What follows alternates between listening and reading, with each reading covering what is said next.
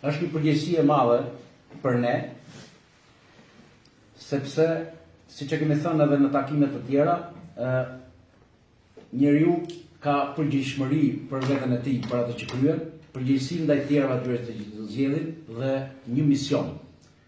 Misioni jonë në fakt është i madh, edhe pse kemi qenë mbase një pjesë e madhe e politikës e paditur, por unë them pjesa qendrore dhe kryesore na ka tradhtuar në kauzat tona. Sepse nuk e kanë parë interesin publik si mision, por kanë parë interesin e tyre personal, familjar, për të mbushur xhepat dhe për të bërë atë që sot trevat tona të rrethit librasht, por edhe mbar Shqipërisë janë shpopulluar. Kemi një migracion dhe emigracion të pashembull ndonjëherë në histori. Absolutisht sakrificat janë të mëdhaja, disa që nga viti 91 e disa më vonë, për arsye që diskutuam dhe pak më përpara të moshës, sepse jo të gjithë do lindin në një kohë, por ne këto duhet i përkthejmë në vlera të shtuara për të ardhmen. Ne nuk do rrim gjithmonë duke u ankuar, se na ka ndodhur kjo, na ka ndodhur ajo dhe nuk dalim dot në qendër apo diku, sepse faktikisht ne që jemi këtu sot nuk kemi kusure për të shkuar, edhe pse moralisht ne majmë përgjegjësi para popullit. Absolutisht ne, sepse zgjedhja po afrojmë. Por misioni i një partie politike çfarë është? Është që ne të hedhim ide, t'i koncentrojmë ato, t'i grupojmë ato dhe më pas të paraqisim një program të mirëfillt zhvillimor, tërësor për zonën, duke ju përshtatur territorit dhe t'u japim shpresë që të rinjtë të rejat, edhe ata që kanë ikur, që kanë akumuluar para, të vinë dhe të investojnë në vendin e tyre, në pronat e të parëve tyre. Unë ndjem i privilegjuar që po flas këtu para jush, por thellë në shpirtin tim ndjem me një përgjegjësi të jashtëzakonshme, sepse qytetarët, bashkëkretarët tonë pritën shumë 2021 nga ne, pritën ndryshimin e pushtetit, por ai nuk erdhi. Nuk ishte për fajin tonë, por ishte sepse ai që flitet dhe përflitet trekëndshi i Bermudës, në bashkëpunim dhe aleanca të fshehta me njëri tjetrin, arritën që të pengojnë rotacionin dhe t'i japin liri dhe hapësirë vetes tyre për të ligjëruar pasurinë e vjedhur.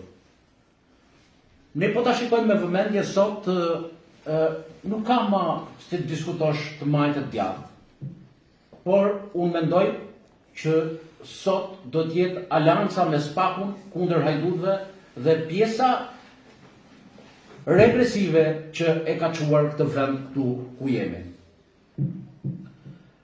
Por kjo i mbetet qendrës për të reflektuar, për të guxuar, sepse është mirë që ne të marrim hapa dhe të bëjmë atë që duhet në kohën e duhur.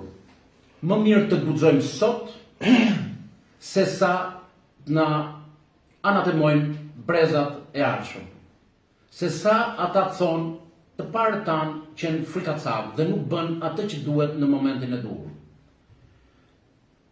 Kur merren vendime, kur merren hapa të caktuara në raport me atë të tërën që je dhe për qytetarët, kuptohet që ka edhe gabime brenda. Por më mirë ne t'i hedhim hapat dhe t'i korrigjojmë gabimet se sa mos reagojmë fare. Prandaj edhe një herë unë do t'ju ftoj të marrim hapa konkret për të qenë sa më pranë problemeve dhe halleve të qytetarëve. absolutisht jemi ne ata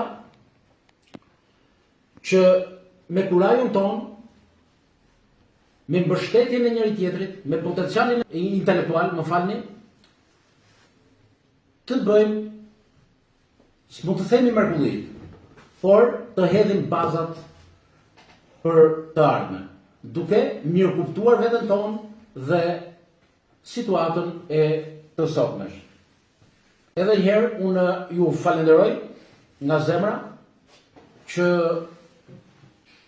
erdhët sot, keni marrë mbi supe përgjegjësi, prandaj ju jeni misionar, ju jeni vlera, jo vetëm Partisë Demokratike, por të qytetit dhe më gjerë. Aq më tepër që keni ruajtur një statu quo të qartë, të pastër, vlerash dhe askush nuk mund t'ua bëjë me gisht apo t'u anatemoj kur dilni në qendër apo në skajet më të larta të bashkisë. Zoti ju bekoft juve dhe familjet tuaja. Unë do të hedh disa ide, pastaj do kalojmë në diskutime. Faleminderit. Si do të anë pozitive të sejtje? Jo shtylla të arta. Kush është ana pozitive që ne trajtum pak më parë tha dhe Bujar? Që ne jemi ballhapur këto gjëra që kemi pa frikë. Që ke bërë këtë sepse nuk kemi bërë pisnet. Dhe në këtë sens ne jemi në rregull, jemi mirë në të limë kur e do. Edhe ai do pak nga gjumë jam dakord. Po nuk është shumë i përlyrë se ai nga rradhë dhe sigurinë shtetit deri do bëri drejtor. Ma do ta shpreh. Do ta shpreh. Patjetër. Po të paktën ka gojën e pastër, se nuk e ka përlyrë për të shprehur gjërat që duhen të thonë. Po bjerë. Po patjetër më si duhet. Si politikan, ushtrimin e detyrave i bëri korrekt ai, por ai nuk u adoptua asnjëherë dot me bazë. Këtë nuk ka arritje. Ai nuk kuptoi, ai besoi, shiko.